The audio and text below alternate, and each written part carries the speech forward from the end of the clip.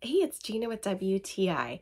And if you have a robotic lawnmower or something else that requires a boundary wire be laid on the ground, then you're definitely going to want to have some of these QWORK cable connectors available and on hand, because guaranteed that wire is going to break at some point. So I've been using these extensively to repair the line for my robotic lawnmower, and they have been working really well to keep that connection together so that my lawnmower still works.